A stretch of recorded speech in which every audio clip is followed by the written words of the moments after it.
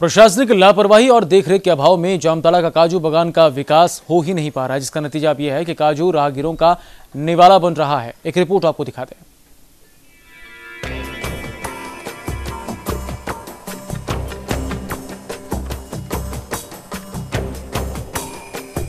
जरा गौर से देखिए, ये है काजू बागान। जी हाँ, काजू बागान। दूर दूर तक फैले ये काजू के पेड़ों का जंगल है। 49 एकड़ में और 5 किलोमीटर तक फैला है काजू पेड़ों का जंगल। लेकिन इसकी सुध ना तो प्रशासन ले रहा है और ना ही राज्य सरकार गंभीर है, जिसका असर है कि बच्चे कच्चे काजू तोड़कर औने पौने दामों में बेच देते हैं। तत्काल डीसी कृपानंद झा ने नाला क्षेत्र को काजू नगर बनाने का सपना देखा था, लेकिन उनके जाते ही इसके विकास पर काम ही बंद हो गया। नाला के विधायक कहते हैं कि जब तक काजू पर आधारित प्रोसेसिंग प्लांट नहीं लगेगा, तब तक इसके महत्व को लोग समझ नहीं पाएंगे। करीब 5-7 हजार पेड़ काजू का हमारे विधानसभा क्षेत्र के अंदर में है, और यहाँ काजू का प्रोसेसिंग का जो मशीन होता है उसको लगाना चाहिए। और ये प्रोसेसिंग मशीन लग जाने से काजू से क्या क्या होता है, क्या क्या नहीं होता है, तमाम चीज़ों के बारे में ग्रामीणों को जानकारी मिलेगी।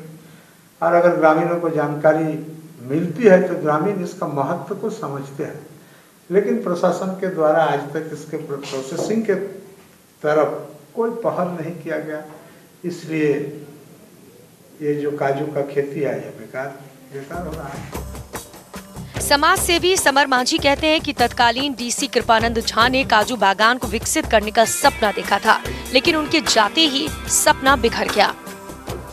काजू बागान का जब शुरू हुआ था, तत्कालीन हमारा डीसी साहब था KN झा, वो यहाँ आश्वस्त करके गया था हम सभी को, इसको हम नाला में काजू का नगरी बना देंगे। दुर्भाग्य है वो अपना यहाँ से स्थानांतरण हो गया और बागान जो लगाने वाला था, जो विकास होने था, वो ठप हो गया।